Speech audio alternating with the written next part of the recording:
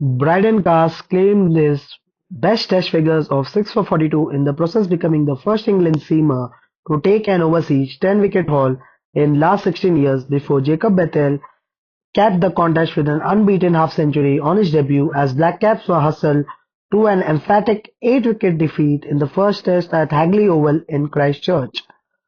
Daryl Mitchell had delayed the inevitable with an innings of 84 from 167 balls, 45 of which came in 10th-wicket stand with steadfast William O'Rourke. New Zealand's eventful target of 104 was demolished in just 12.4 overs.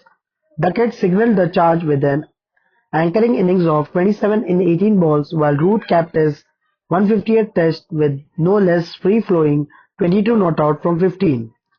Bethell, in a performance of rare precocity, 50 not out from 37 balls, featuring 8 fours and a 6, with his maiden half-century coming up with winning pull shot to deep square leg. New Zealand's hopes had been slender at the start of the fourth day as they resumed with a 4-run lead and just 4 wickets left standing, but at least they were greeted by cloudless skies with a 49-over ball, two factors that persuaded Ben Stokes to shoulder the hard yards with the day's first spell, albeit with unattended consequences. Midway through his fifth over, he pulled up awkwardly with what was later diagnosed with a stiffness in his lower back, and immediately handed the rest of the over to Gus Atkinson.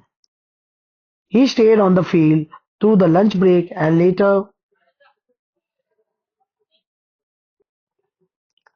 he stayed on the field through to the lunch break and later insisted at the post-match presentation that he was fine for next week's second Test at Wellington. But after the injury issues that clouded the recent tour of Pakistan, it was worrying subplot in an otherwise uplifting day for his team.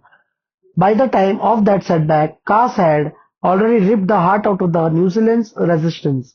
In only his third Test, he has already made an extraordinary case to be England's go-to third seamer, a man clearly unafraid of the hard yards, and as he showed on debut in Multan, capable of extracting life from even the most unforgiving of surfaces, through his wholehearted attitude and the raw energy he has in him. A case in point was his breakthrough wicket on his fourth day. Nathan Smith had looked steady for his 21 runs, getting solidly into line into the short balls and even picking up back-to-back boundaries when Carse strayed too full in his opening over. However, he had no answer for the first ball of the day that truly misbehaved as Carse bent his back to jag a sharp seamer back into Smith's shin with the ball keeping low to drag a leg-slider LBW verdict. 4 balls later, Brydon Carse had his second of the morning and fifth of his innings to leave New Zealand deep in mire at 192 for 8, a lead of 41 runs. Matt Henry was only a lone person by the fuller length, this time by a fast and swinging delivery that thumped him in front of middle and leg. He took his leave with no thought of a review. Southee, in his final Test series, arrived to a great ovation by a crowd, and expectant one too, for there wasn't much doubt about how he'd be playing his particular situation. With 93 Test sixes to his name and a maximum of 5 innings in which to post a century, he duly connected twice in 3 balls with 2 lusty blows over the leg side of Gus Atkinson. The same bowler, however, had smacked him on the helmet with his second ball and brought the fun to an end with his 11th as Root at wide long on held on to a fine crumbling take. With just the number 11 O'Rourke for company, Mitchell moved to his half-century from 132 balls, then decided it was time up the tempo. A full range of T20 blows rained down, therefore, including a lap through fine leg of Chris Wokes and a trademark launch down the ground for 6, the spin of Shoaib Bashir. The lead had nudged past 100 as the umpires called for extra half an hour before lunch, at which point England's thoughts might have strayed to another memorable 10th-wicket stand at Christchurch. Nathan Astor's 222 onslaught alongside Chris Kane's in 2002. Brydon Carse, however, was not going to be denied. Back he came for yet another spell, and his second over he induced the error with another heavy length that Mitchell was unable to launch over Wokes at long off. Brydon Carse left the field with a match figures of 10 for 106, the best by any England bowler overseas since Monty Palliser at Mumbai in 2012-13 and a feat unmatched by England quick since Rance Bottom at Hamilton in 2008.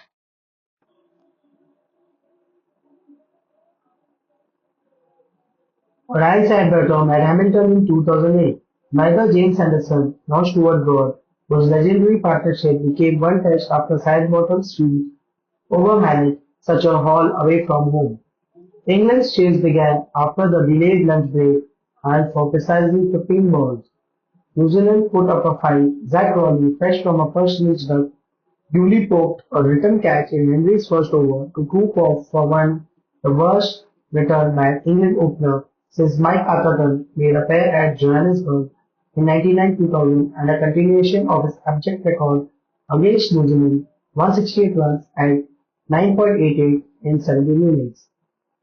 Duckett, meanwhile, was briefly given a working over by Southee, but only because he was treating him with the respect that his legendary career deserves. Midway through his second over, he chose to bend the defense, starting with a scoop over fine leg from way outside off and culminating in a 16-run third over that including a vast 6 over fine leg. Bethell similarly had learned his lesson after a torrid baptism during England's first innings.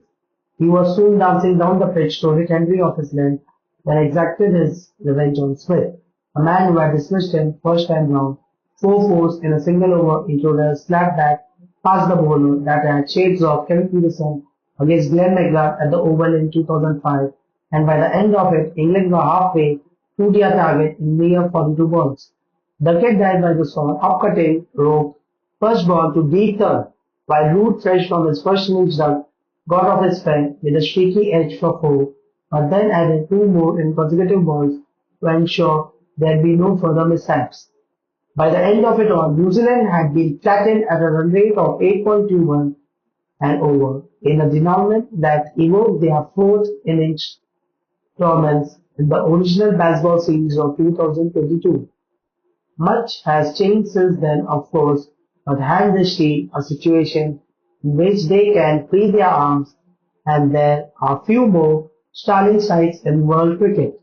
The Bazball was the show at the moment. So, if you like the voiceover which we did, please like, share and subscribe and hit that bell icon.